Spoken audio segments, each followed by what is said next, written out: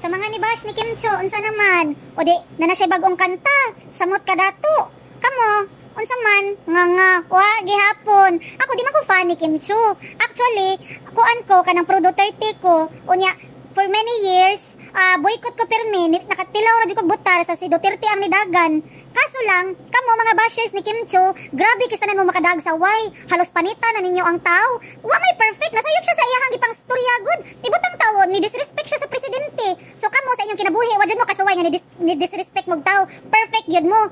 Kamuno kung makadamo og saway sa tao no, grabe kisanan. May tag namatay sa ambush, bugo, ritokada, wa na mulihok ang naong. Wow, igtanaw sa nako sa profile sa nanaway ba. Murag naog lapalap nga gutangon. Ang uban sad tuwayon kay naong palang gayaan makasimhot na kasbaho baho kay ko anang naong. Sus ka mga hinawayon. Ako di ko gwapa, maong di sad ko manaway. Gihilom-hilom lang. Karon tanawa si Kim sa iyahang mga bawal lumabas. Di gipa-viral ninyo pag-ayo. Gisamot ka dato. Kana siya maski manira ang ABS-CBN kung saon ni gihilak, milyonarya gyud gihapon na.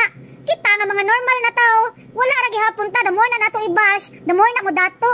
Kamo diha, kamong mga nanaway ni Kim Cho, unsa man? Asa man? Milyonarya mo? Wa gihapon no. Mao gihapon. Ang inyo hagi sigurong kuan diha kanang uban dira nga nanaway ni Kim Cho, napanay mga utang, wala pa na nakaimpa sa lahag, pero kung makasaway og tao, grabe kistanan. Kanas Kim Cho maski unsaon makaingon pagbobo, kuan kanang PBB, kuan lang PBB graduate or unsa pa na diha. May tatog ang inyohang mga gipang storya ni Kim Cho, kay kanang normal lang ba? Wala, dili na naapilo ng mga below the belt na saway. Grabe naman sa ninyo makasaway sa tao. Nireklamo lang na kaya employer na nira, mauran na. Siyempre sa gunas uban gud mang wilga. Kung manira ang kanang ilang gipang trabahoan or unsa man gani na da. Normal lagi na nga reaction sa empleyado nga.